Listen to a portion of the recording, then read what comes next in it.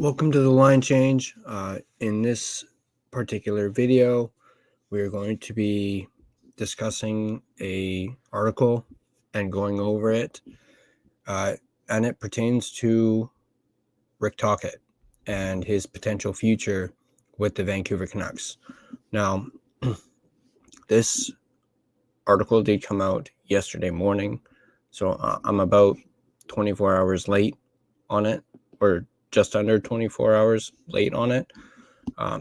As I mentioned in a previous video, I was working yesterday, so I had to pre-record the Lekaramaki video and get that up, and then I just put up a few some shorts just to try and get some content out to you guys.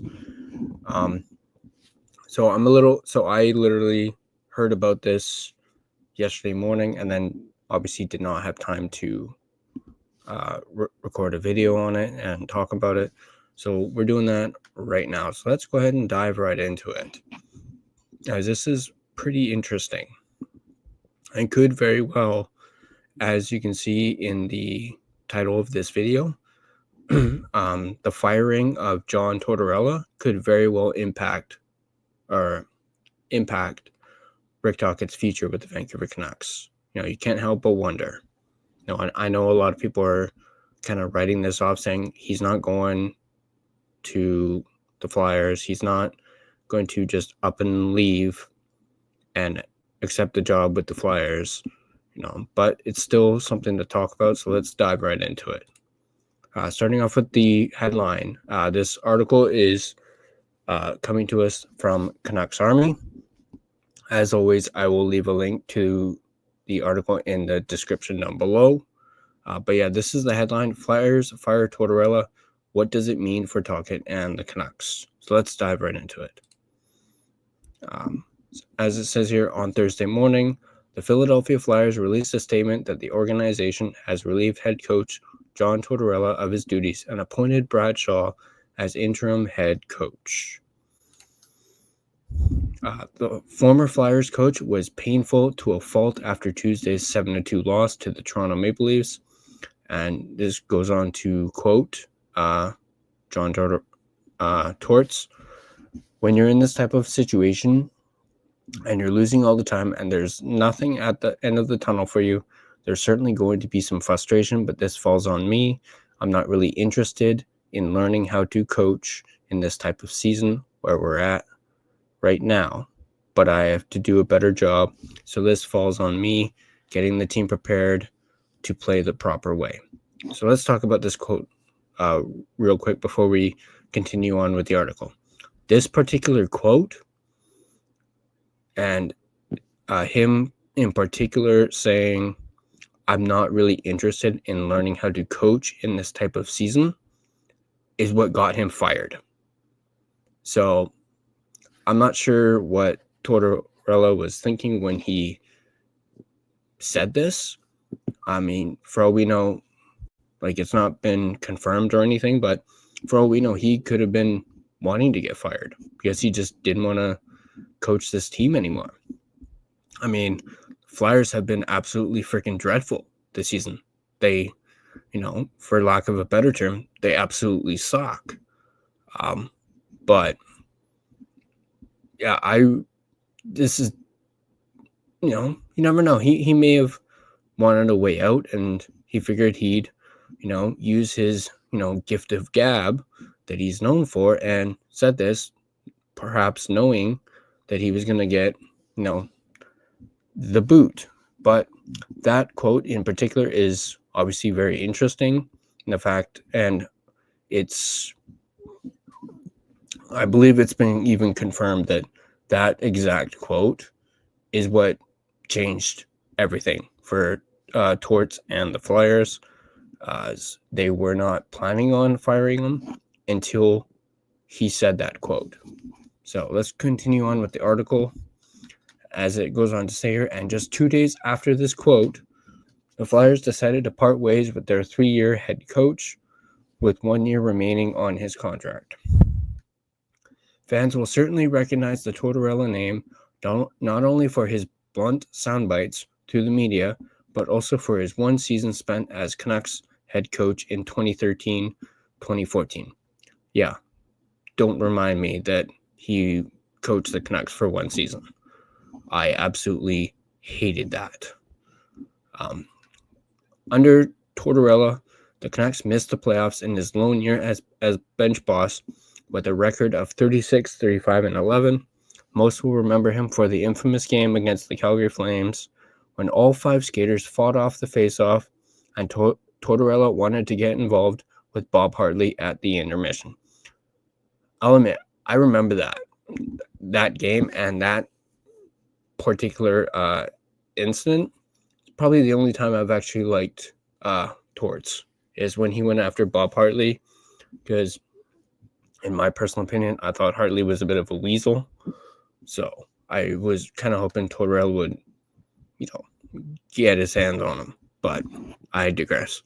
However, most of the talk in Canucks land is less about Tortorella and more about what this move means for the future of Rick Tocchet with the Vancouver Canucks.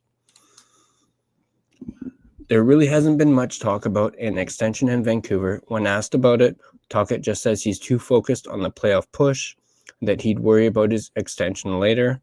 He's certainly having to give a little extra effort this season, trying to juggle injuries, player drama, and outside noise. So there's probably some deciding to do on whether he wants to return after the stressful year. Donnie and Dolly's Rick Dollywall shared the latest he's hearing regarding the Canucks coach and his future in Vancouver. And then this is a quote from Rick Dollywall from the Donnie and Dolly show yesterday morning. Tocchet has not decided he wants to leave Vancouver. There's been no decision made, no truth to the rumors that he's leaving as of today. Tocchet has a long-standing representative in Steve Mountain. There is no way that if the Canucks call Mountain, he won't pick up and negotiate. Mountain will be ready anytime the Canucks were to call about Tocchet and extending. This is another quote from Dolly, who continues, Canucks have the clause in Tocchet's contract to bring him back, but it's hard to believe Tocchet would return on a one-year deal. If a deal is struck, it will be with term. They did that with Boudreau, and it was a disaster. There is a relationship with Elvin and Rutherford that Tocchet respects. They have been good to him, but if he becomes available, there's going to be a lot of interest. There could be openings in Boston, New York, Rangers, that is, Chicago, Pittsburgh, Anaheim, who knows? Dollywall continues, I know everybody's going for the jugular today that Tocchet's gone, he's going to Philly. I just wanted to say that that's not 100% accurate as of today. Tocchet staying in Vancouver can be sorted out under the right circumstances. Dollywall mentioned that the Canucks are going to have to sell Tocchet on staying in Vancouver. What direction is this team going? What's their plan with Hughes and Demko? What are they going to do at second-line center? There's a lot of questions that Tocchet's going to want answers to before deciding to resign on a lengthy contract. And then this particular part intrigued me, as not gonna lie, I watched the video or the clip of Donnie and Dolly talking about this, and honestly, it didn't even clue into me until I watched it and was like, you know what? They're absolutely right. I didn't even think of this. But it says, the fact that Tocchet wasn't extending after winning the Jack Adams Award in 23-24 was always puzzling, but now there are even more layers that come into effect that might not have been there last year. Like the one we have today, where the yesterday, where the Philadelphia Flyers head coaching job just became vacant.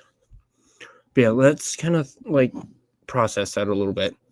Why didn't the Canucks extend Tocchet after he won the Jack Adams?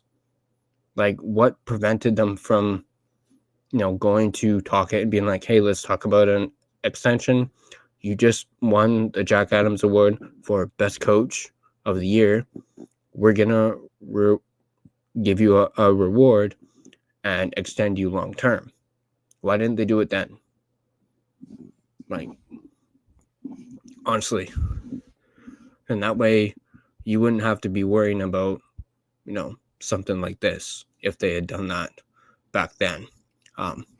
But obviously, him being linked to the Flyers, there's a reason for it. And we're going to dive right into it right now. Tocchet is a beloved member of the Flyers alumni. He was Philadelphia's 6th-round pick, 121st overall in the 1983 NHL draft. Spent the first 8 seasons of his career in a Flyers sweater, scoring 215 goals and 464 points, with 1,683 penalty minutes in 531 games. He would bounce around the league a bit afterwards with stops in Pittsburgh, LA, Boston, Washington, and Phoenix before returning to Philadelphia to finish his career. So obviously Tocchet has history with the Flyers, and that's why there's so much noise with the firing of John Tortorella and the fact that their head coach position is essentially vacant right now. Yes, they have the interim coach right now, but that would, probably sway Tocchet even in the slightest. The fact that he is beloved in Philadelphia and he's got so much history with the Flyers and that organization. But let's continue. With a taste of last year's success fresh on his mind, it would be shocking to see Tocchet walk away and go to a rebuilding team. However, if that starts to make a little more sense, that right team came along. With all the history Tocchet has in Philadelphia, he probably has that job circled as one of those destinations where he'd be willing to go and battle through a rebuild. And the feeling is likely mutual given Tocchet's recent success behind the bench. What does the future hold for Tocchet and the Canucks? Will Allvin and Rutherford be able to convince Tocchet, on the direction of the team enough to extend him, or does the recent opening in Philadelphia now cloud the situation?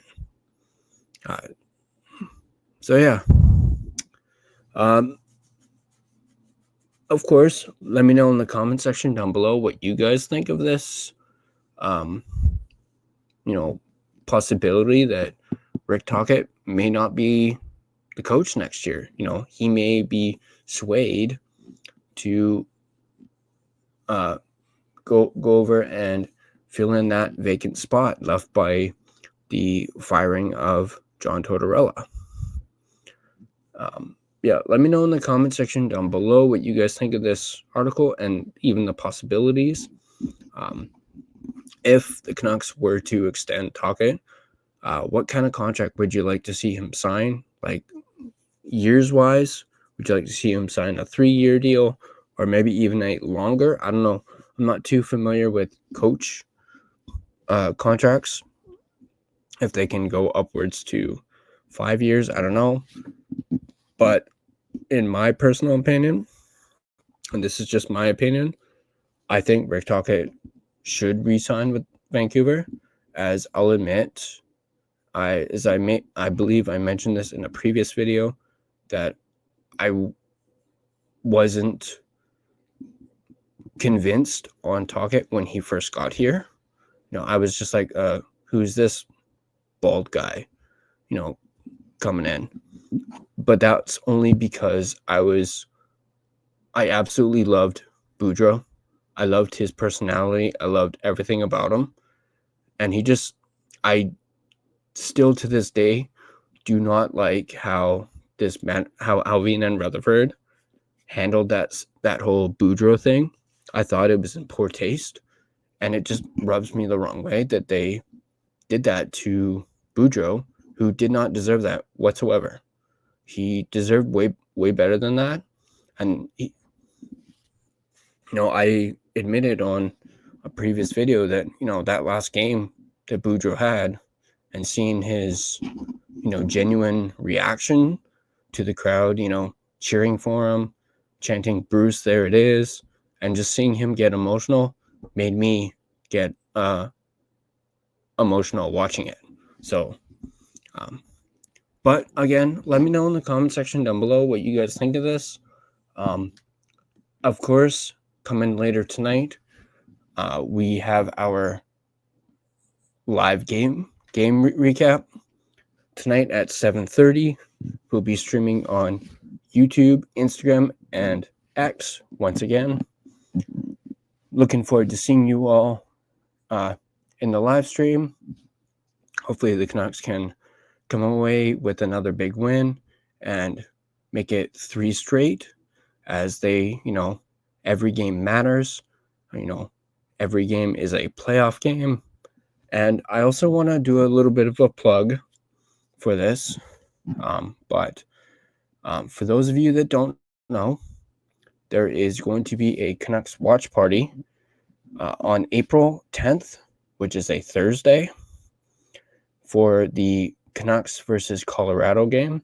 And that watch party will be at Greta Bar, YVR. 50. Sorry, I'm trying to remember the address. 50 West Cordova.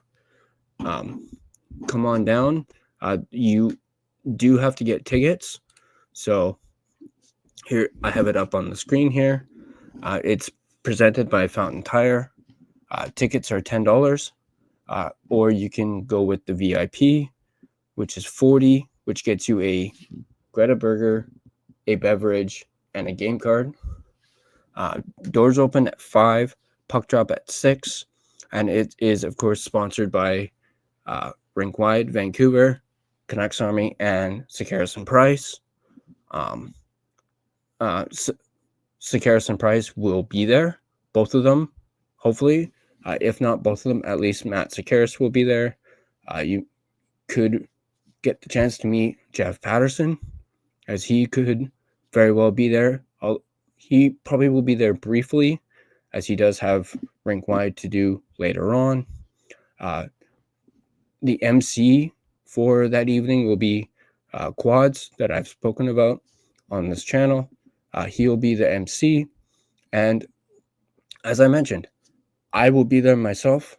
I've already gotten my ticket. So hopefully you guys can come out and we can watch the Canucks. Hopefully, fingers crossed, stomp out the Colorado Avalanche. And this is, of course, the last watch party of the season. So this is your last chance. Secure your tickets at nationgear.ca. All the proceeds from the tickets will go in support of Kidsport. So you'll be donating to Kidsport with your tickets. It's for a good cause. And I really hope to see you all there. So,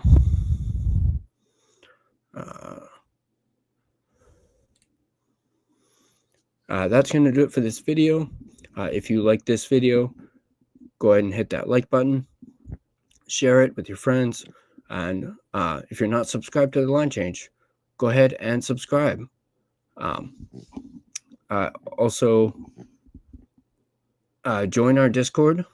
Be a part of the conversation. I have it down in the ticker down below. And of course, I have it on the screen there as well. You can find our social media on the side here. Oh, sorry. This side. I forget. It reverses. I'm doing this. But yeah, find our sorry, I can't talk. Wow. All of our social media links are on the side there. You can also, as you can see at the bottom, you can become a Patreon member. Go ahead and join our Patreon. You do get exclusive perks, so go ahead and check those out. And you can also listen to us on Spotify as well, so go ahead and check us out there. And yeah, that's gonna do it for this video. I'll see you guys in the live stream later tonight. See you guys there.